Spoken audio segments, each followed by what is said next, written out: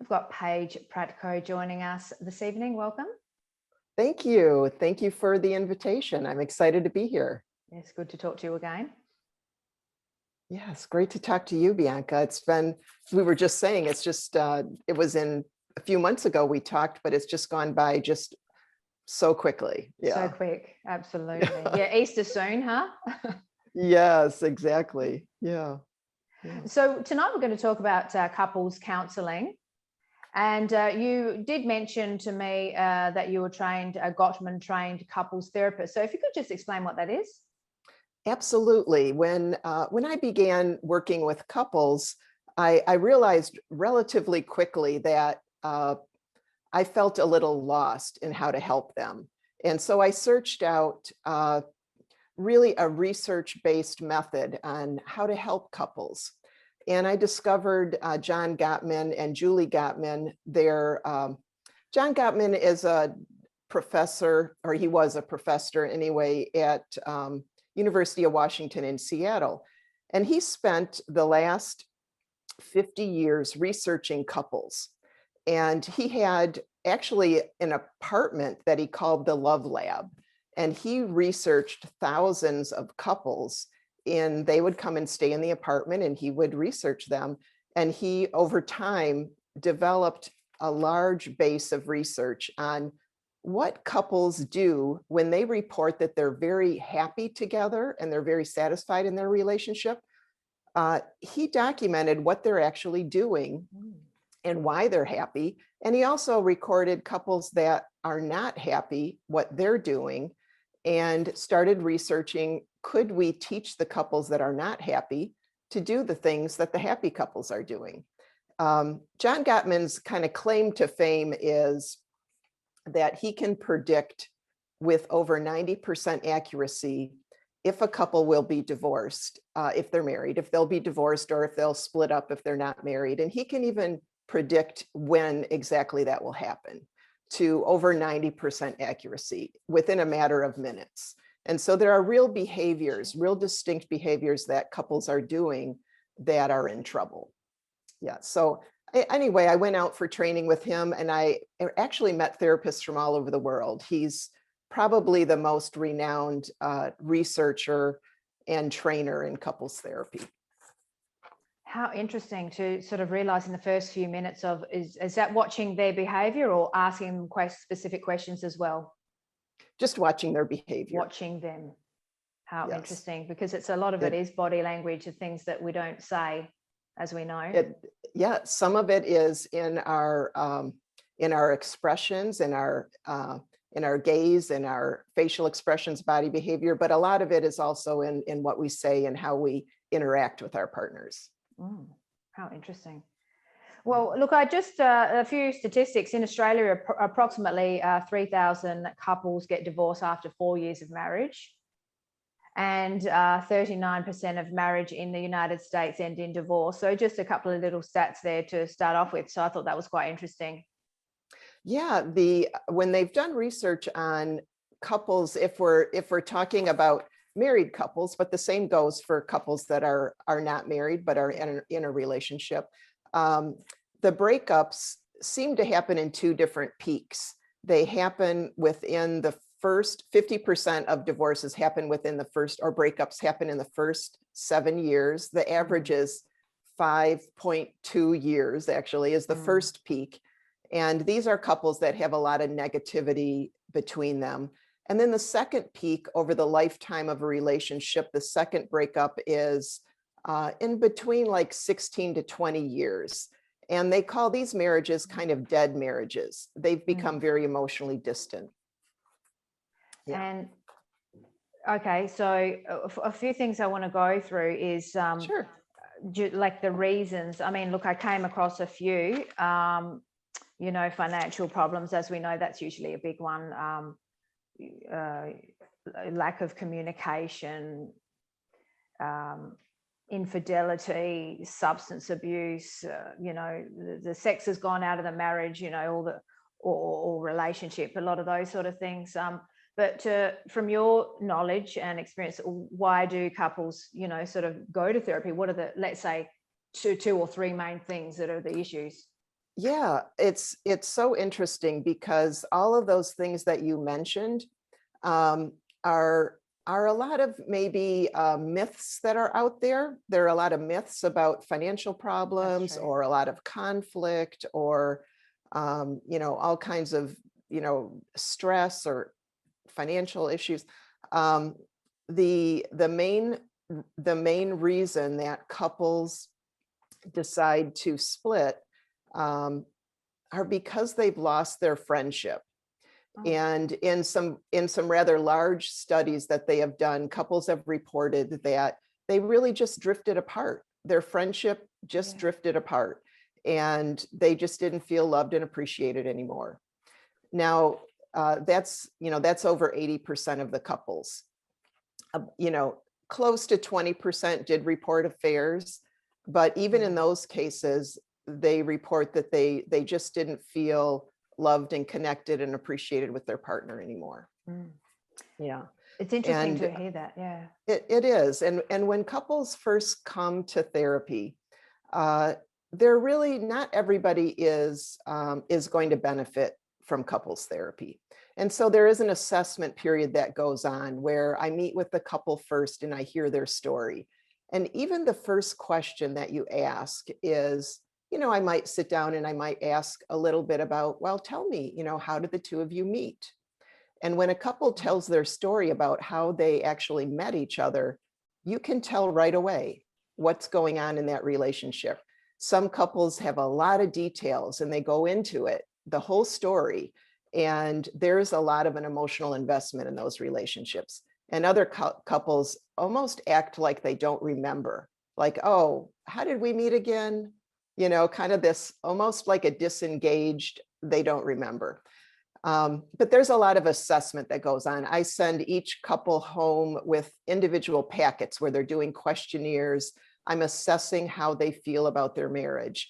And then I'm bringing them back individually. We have individual sessions with each of them where we're going over their questionnaires. And what you discover many times is that, in fact, Gottman has shown in his research over 50% of the time, they are using couples therapy to exit the marriage.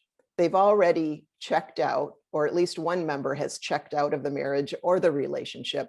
And they're using couples therapy as a vehicle to get out of the relationship.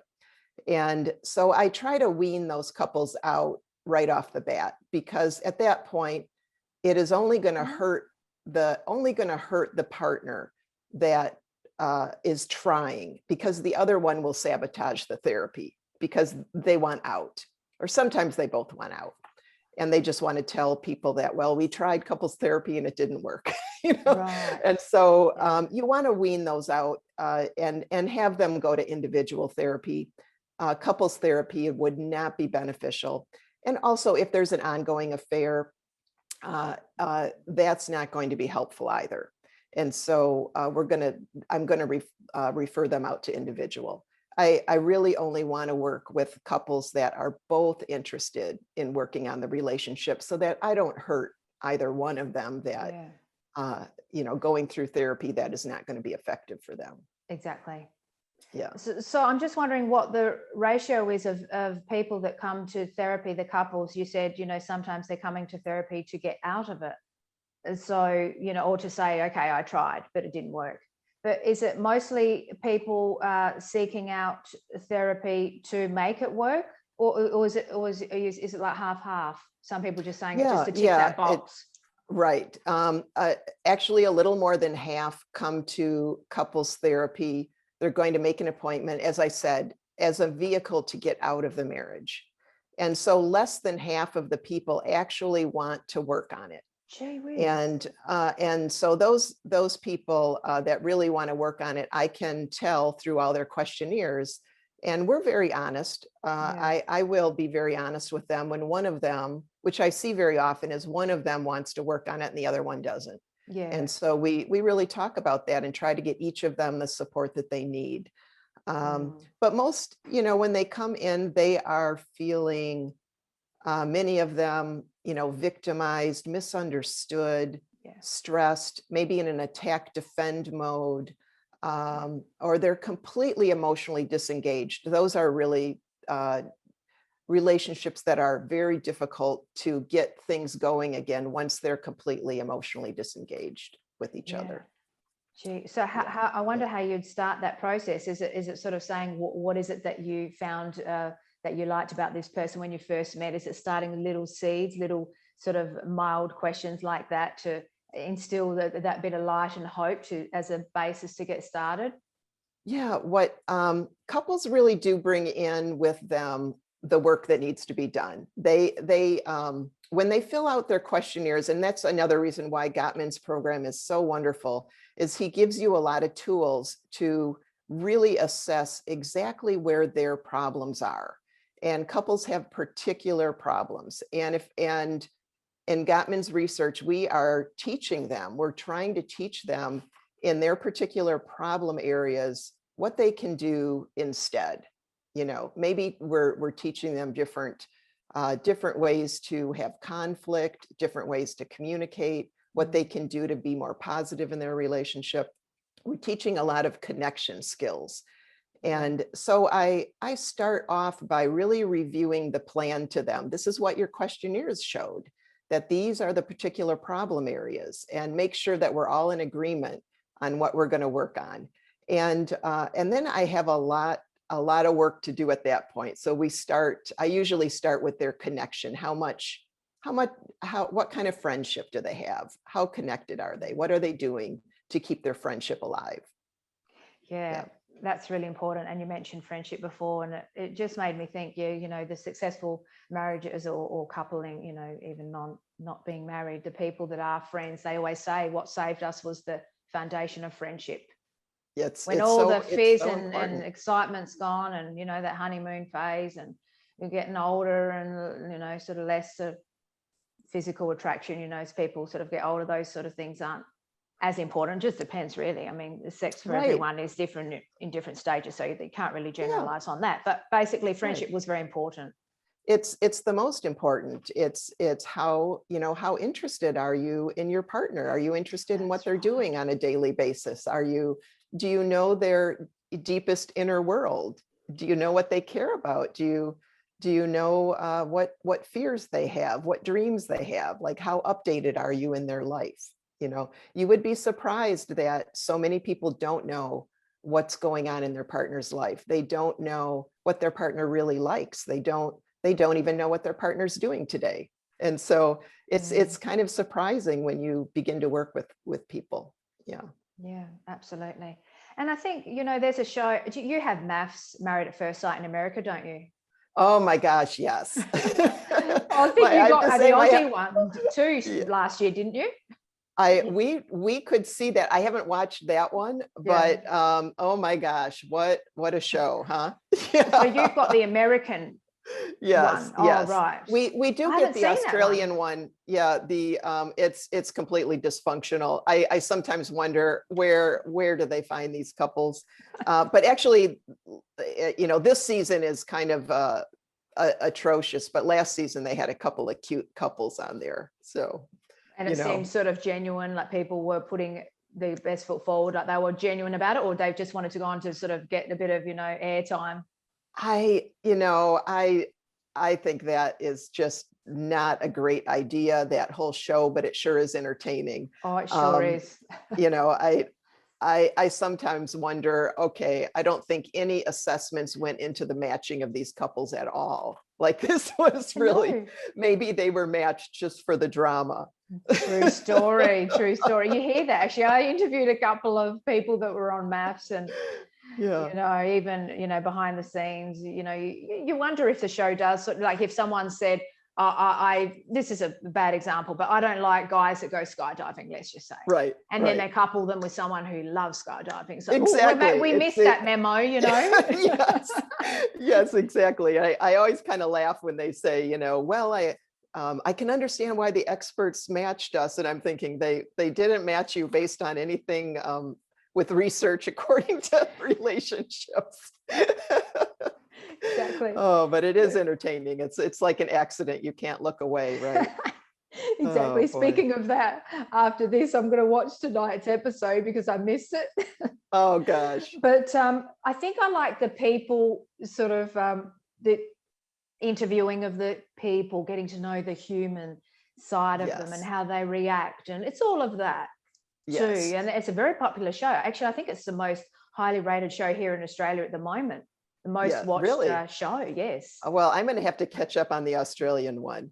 It is interesting because you can see that each person has their own culture. They're from their own culture. They have their own personality, and then how these two people mesh. Are they going to create Mm, their own yeah. culture together? Because each family is a little culture. Mm. Are they going to create their own together, or are they each going to stay rooted in who they are and get really into gridlock and not budge, you Mm. know? So it's interesting. Yeah. The reason why I brought Mavs up is because, when I was watching some couples, I thought, when the going gets tough, they were literally out the door. And I thought, based on what the girl had done, I thought, well, maybe I've done that. Like, she didn't even do anything that wrong. It was just some communication error, or she reacted. And I thought, gee, based on that, I should have been divorced like ages ago and many times over.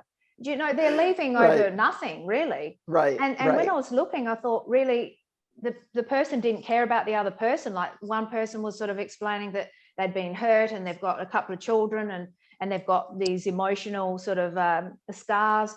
But the person had checked out. It was like, if Right. that person didn't tick that box and that box, I'm out. And I thought, there's no, and I thought, people that are successful in their relationships, they care about the human, like you said before. What Yeah. makes them tick? What do they like? Right. It's caring Right. about the soul of the person, and when they're hurting, to have that, to feel their pain.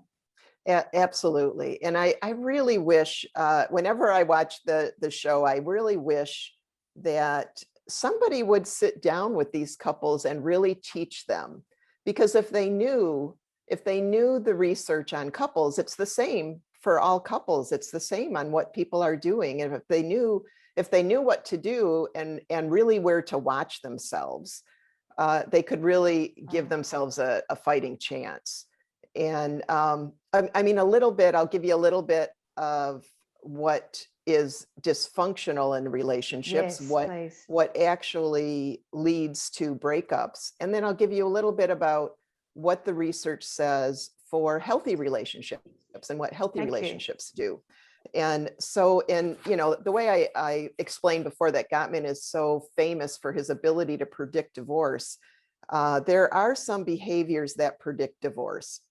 And he calls 4 of them, he calls them the 4 horsemen of the apocalypse. And I don't know if you've heard these, but they've been out, this research has been out for a while.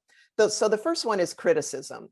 And Gottman will tell you, John Gottman will say, there is absolutely no place in a relationship for criticism.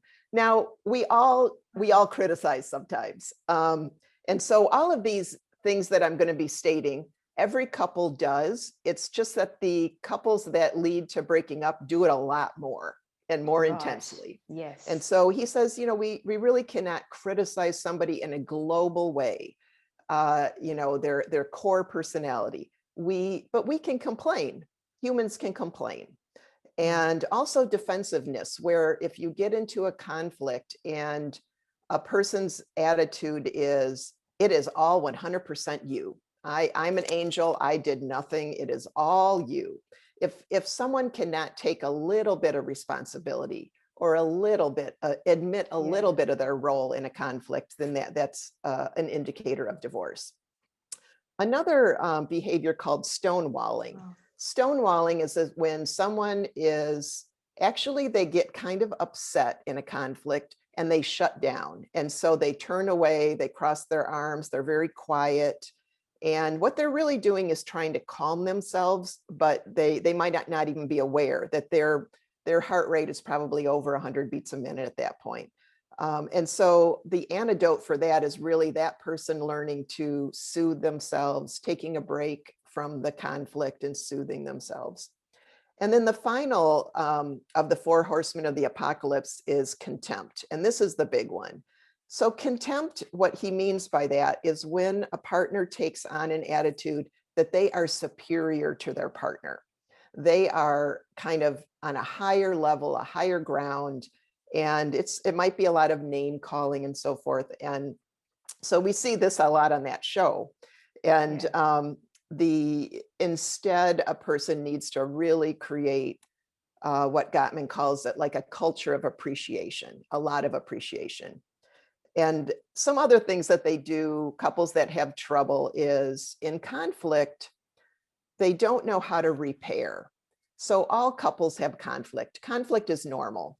And no couple should be think that because they have conflict, that's some kind of a red flag. No, every couple, even the really happy couples, have conflict.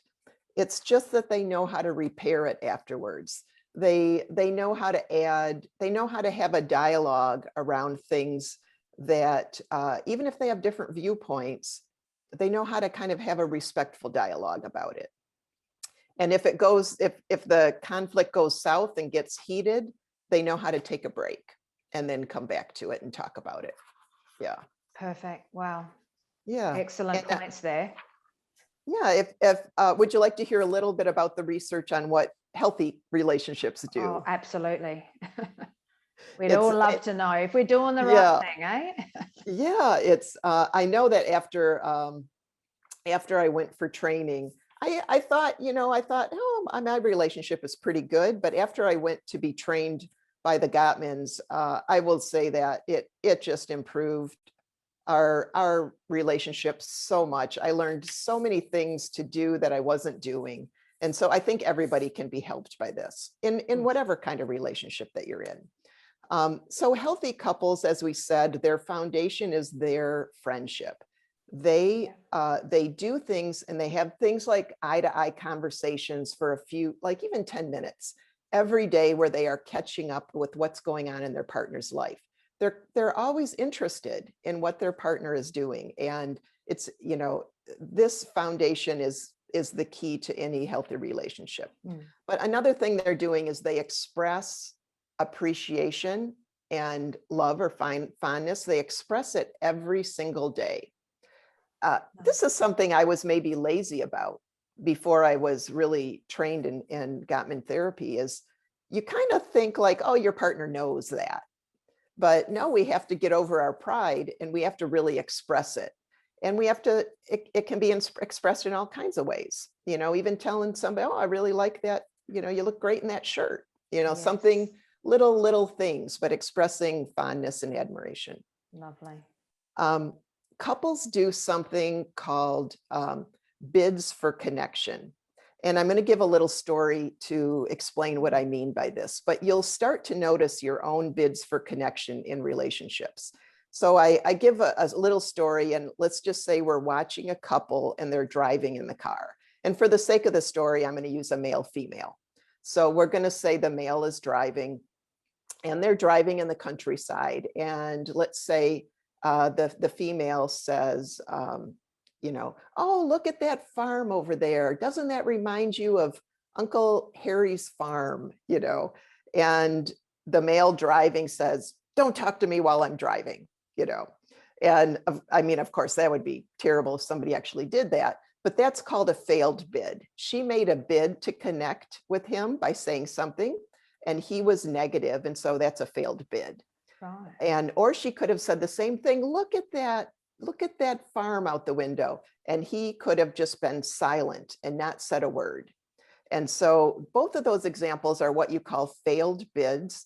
And couples that have failed bids, the other partner will stop bidding completely.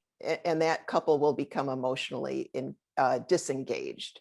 And so a positive bid is she says, look at that farm out the window. And he says, oh yeah. Now he doesn't have to say a lot, but it connected. And then he might say, oh, look at that color on that barn. I love that color. And, and they just kind of ping pong back and forth. So nothing is wrong if a couple is silent in the car. Couples ask me that all the time. Well, is something wrong if we're quiet? Nothing's wrong with that. It's just that when somebody makes a bid, you want that bid received. and reciprocated. And so couples that report that they're very happy, they do a lot of these bids back and forth. They might even do 70 bids in 10 minutes. They do a lot of these bids. And there is also something that John Gottman calls positive sentiment override.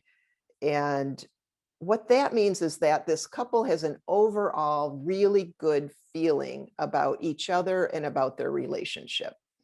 And there is, in research that's been proven over and over again, there is a 5-to-1 ratio where 5 positives can be knocked out by 1 negative. And so if you think of every relationship being like an emotional bank account, where you're depositing these positive encounters with your partner, and 1 negative wipes out 5 positives. Wow. You know that there has to be a lot of positives. And so couples that are really healthy have a lot of positives. And a positive can be anything from from a hug to a, kiss goodbye in the morning to, it can be a look, it can be a smile, it can be saying something in a positive way, all kinds of things. And I think we all know the negatives. Negatives can be a look, it can be an avoidance, it can be a comment or no comment at all. Yeah. And just a few other things, but couples that are healthy, they really do know how to manage their conflict, as I mentioned earlier. And they also really support and honor each other's dreams. And they have kind of shared meaning in their relationship, kind of shared dreams too. Yeah, that's a good one too. Support the individual's dreams and combined dreams. That's an important one. Yeah. Now, that was interesting. I just want to backtrack just a little bit on Sure. 1 or 2 points. Just you said silence is a failed bid, and that's so interesting because we hear people saying, I mean, look, it's even happening. My husband said, when you talk to Paige, don't talk about us, but I can't help it. We had coffee this morning. He goes, don't mention me. I said, I'll try. It's in all of in all of our relationships, we all do the things that we're not supposed to do, right? We all do those, but it's just if in the end we have more positive than negative, we're good. Perfect. Because every relationship is going to have a negative here and there, and we just want to store up to have a little more positives than negatives, and we'll be good. We'll be Absolutely. Good because relationships can handle a lot as long as we have that positivity there. Absolutely. Yeah. So what I was going to say about the silence is a failed bid, like, when I come home, Peter's great, like he's, cooking and doing things. He's got his headphones on, and I say, I want to talk to you a little bit. Can you take the headphones off because he's got the news on and let's just talk. And he's like, okay, let's talk. Anyway, I'm talking and I don't hear anything back. And I say, did you hear that? He goes, yeah, I heard. I said, but I need you to say that you heard, or because it feels like I'm not talking to anyone. And he goes, no, I am listening. And I just found that interesting because nothing went wrong there, but I felt like I wanted just a or something, like not just silence. Yes. Yeah. I think we're married to the same person. I didn't realize we were married to the same person. That's funny. I think that's very common in relationships, that one person is expressing and the other one is not giving any indication that they have just heard. And so, that has to be talked about in the relationship, that, it just makes me feel like I'm, maybe you don't care if you're not signaling me that you're listening. And so even maybe they didn't hear it or they didn't understand it. Right. Even a little head nod, even a little, even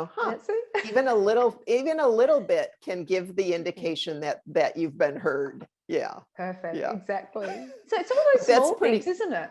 Yes, it is. It's just these little things. And, what you just mentioned is like very, very common, but we don't want to let it go. We want to communicate when we're feeling like, boy, we didn't feel listened to.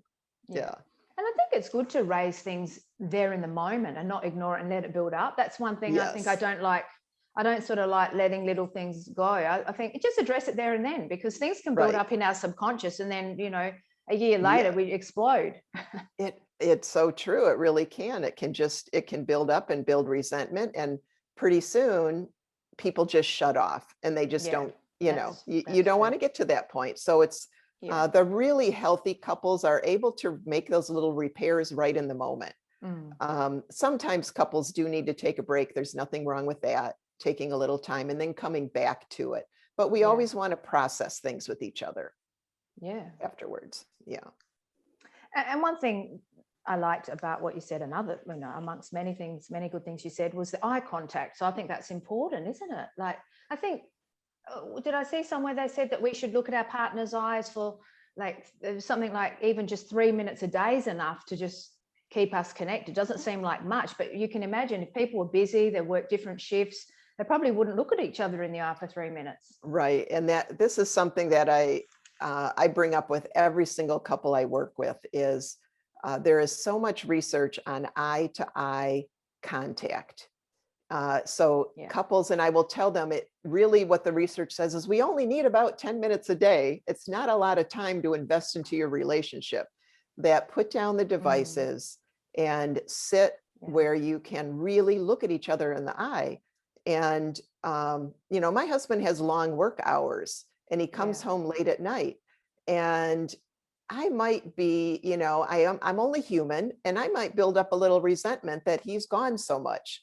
But the minute he comes home, we have a ritual, and he sits across from me. We start to share our day. We talk a little bit, and within a few moments of that eye contact, my little attitude of resentment just kind of fades away because we're connected again. And so it's so important. And the research is that couples need to do that every day, you know, that eye-to-eye contact. And it only takes a few minutes, and it's only about sharing. That's not a time for conflict or anything. It's just about sharing the day. So couples have a lot of these connections. They have, you know, hello, goodbye connections and rituals, dating rituals, nighttime rituals. All of these rituals are really important to the couple. Another good thing you said, dating, because, you know, if people have been going out for many, many years, they forget to go on a date. We hear that so many times. Oh, I need a date with my husband. I haven't seen him, or my partner, or whatever, whoever. There, it's again, I'll go back to Gottman's research, but he does say that about 2 hours away from the house is really important for the couple, no matter what they do. 2 hours away a week is wonderful. And I usually suggest to my couples, I don't like it to be one person's responsibility to plan dates. And so I suggest to the couples I'm working with that take turns every other week. It's the other one's responsibility to plan the date. Doesn't have to be anything grandiose, but I usually say the only rule is you can't complain. You know? Yeah, exactly. Even though Gottman says you're allowed to complain, I think like if someone's going to plan a date, then let's be positive about it, you know, and go for a little surprise. And maybe you don't know what you're doing that night. And it's, I think that's wonderful. Yeah, that's right. To have appreciation for what's going on, the meaning of it. Not, I mean, someone might make a meal that's not nice for their partner. It might not taste like fantastic, but just the fact that they made the meal, it's fine. It's a lovely gesture. Right. Doesn't have to be perfect. Like you said, well, it doesn't matter where we go for the date. It's a date. Right. Exactly.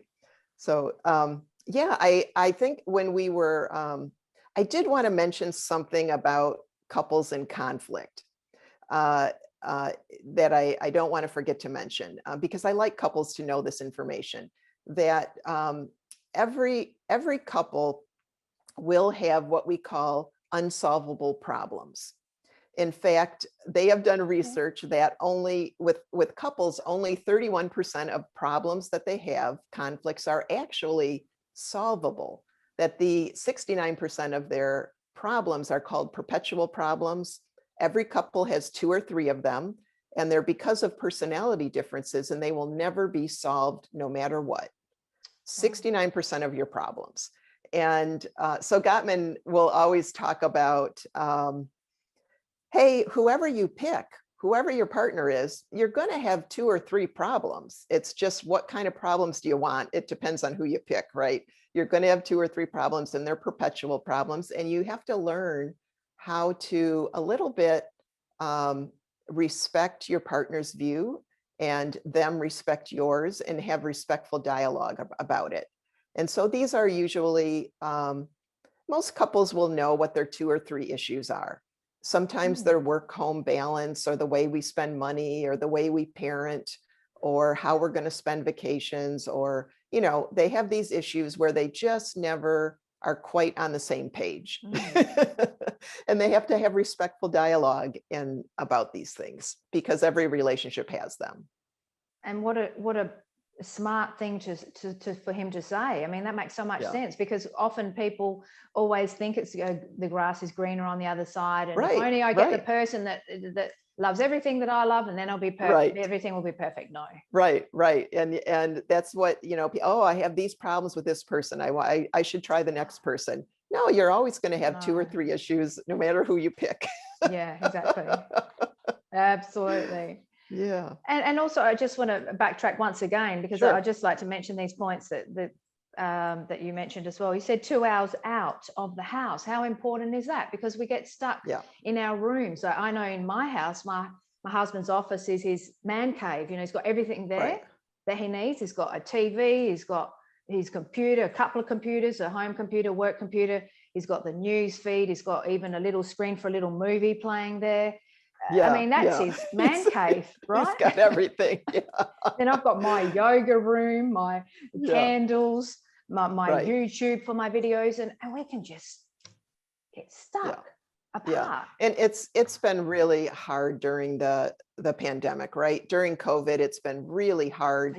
Because we haven't been able to do. I know in the US things are just beginning to open up now because people are getting vaccinated, but it's been a tough year. And but this 2 hours away from the house, even if it's just a walk, even if it's just a little drive adventure, anything, couples need new experiences and new environments together. It kind of keeps the relationship alive to have these new experiences. And so it is really healthy. And I do like the idea of being surprised sometimes, you know, having somebody plan something and then you plan something for them. It just adds a little more excitement, you know, when someone surprises you. When our you know, my children are grown, but when they were younger, we used to do this once a week during the week. And my husband, I would get so excited, but sometimes in the middle of winter, he was just driving to the mall and we were walking around the mall. And I'm thinking, well, this isn't a date, but it actually was fun just to get away, he and I, you know, and do something. With the children or without the children? No, the kids stayed home. They were old enough to stay home. Just the 2 of you, right? Just the 2 of us. Yeah. It's just with the couple. Yeah. And what would you do there? Have coffee, see the shops? Yeah, he just wanted to go for a walk. It was the middle of winter and he wanted to go for a walk. And it was, you know, we can't have this grandiose kind of expectation about the date. It's just more about time together, right? Yeah. Now, I'm just curious, when you say mall, is that like a shopping complex, like, you know, undercover, or is a mall like a mall is an open mall? Because there's sort of they have both kinds here, but this kind was an enclosed where all the stores are inside, like, and you kind of walk inside, and it's nice to go in the middle of winter because it's so cold. Course, winter, yeah. I think we do that here in summer too, because it's so hot sometimes. People go to the shopping centers and the malls a lot because it's air conditioned. You can just sit there, see the shops. Right. Yeah. That's but we haven't been for a long time because of the pandemic. So, you know, we've been doing all of our walking outside, you know. So what's it like there? I mean, is it, well, things were very, is that right? Yeah, things were very closed up. You know, all the restaurants and stores for a while were closed. Not the essential stores. And now things just opened up just within a couple of weeks ago. The restaurants not at full capacity, but about half capacity right now. And also, do you have to wear your mask when you go out or not? Oh, yes. Yeah. Still? Yes. Was it Texas? What part of? I did see somewhere on the news that Yeah. somewhere they said no masks, and Biden was upset. There are masks turned into a very political thing in the US, Definitely. unfortunately. And Texas just decided they were not going to, I think yesterday, maybe they just said they were not going to require masks anymore. But I have a lot of friends in Texas that they still are wearing masks. So I think it's an individual thing. But what if someone's been vaccinated? Do they still have to wear the mask? Last question on this. Yeah. If they're, it depends on what the regulation is by state. Every state is different, but it appears that if they're vaccinated, they're safe. But I think that not everybody is vaccinated yet. And so I think that a lot of governors are trying to keep us wearing them until a larger percentage are vaccinated. Yeah. Understood. All right. Anything else we need to know about before we finish off? Just your YouTube channel as well?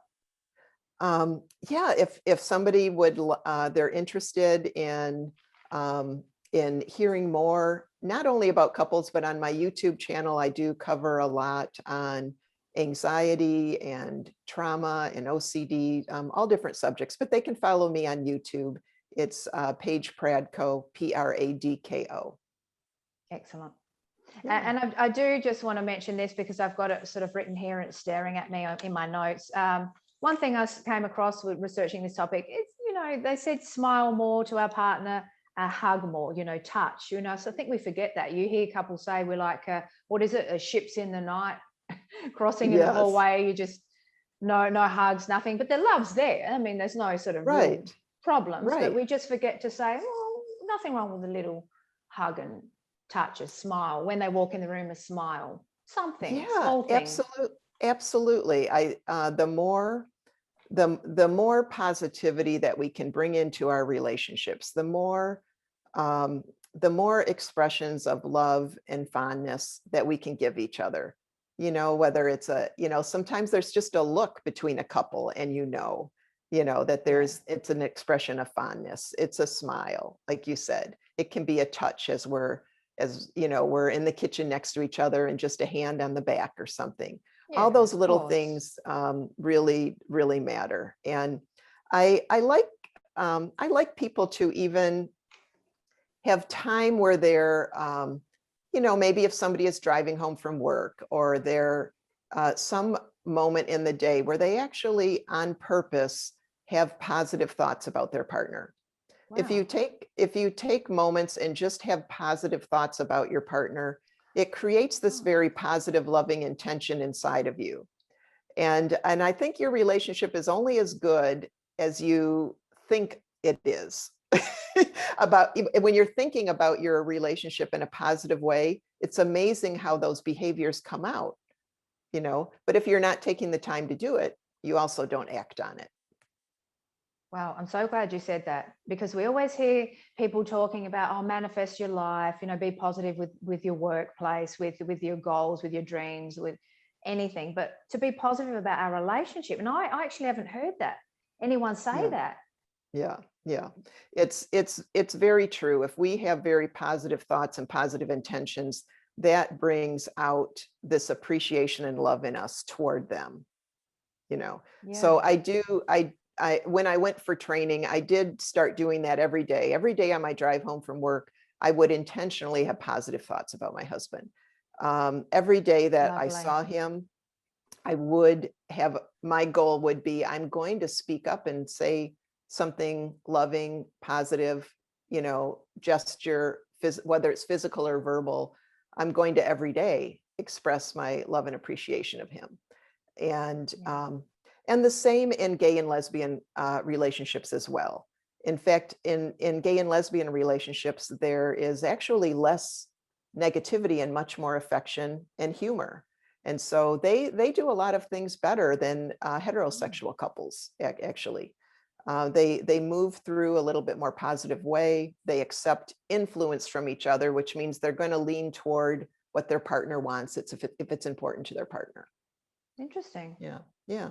Well, everyone can learn from Yeah, everyone. from Absolutely. everyone, right?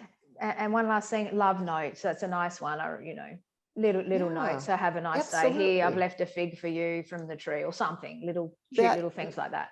it means so much. It shows your partner like they feel like you're thinking of them. Yeah, Yeah. absolutely. So there you go, Peter. I shared the fig thing. We've got a fig tree that fruits like 5 figs a year. And the other day he picked one little fig and he said, "Here, it's figs for you." And then I left so half sweet. for him because 5 figs a year.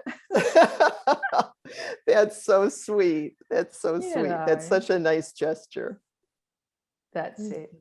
Paige, Yeah. thank you so much for joining and sharing You're all that welcome. great information with us. Oh, great. It was wonderful talking to you today, Bianca. Likewise. Thank You you. have a lovely day. So it's about 8:30 there now, isn't it? Yes, it is. 8:30 in Yes, the morning. it is. Yeah. And it's midnight here. So it's night from me, and have a lovely day to you. Thank you. You have a good sleep. Thank you very much. Okay. Bye-bye. Bye-bye.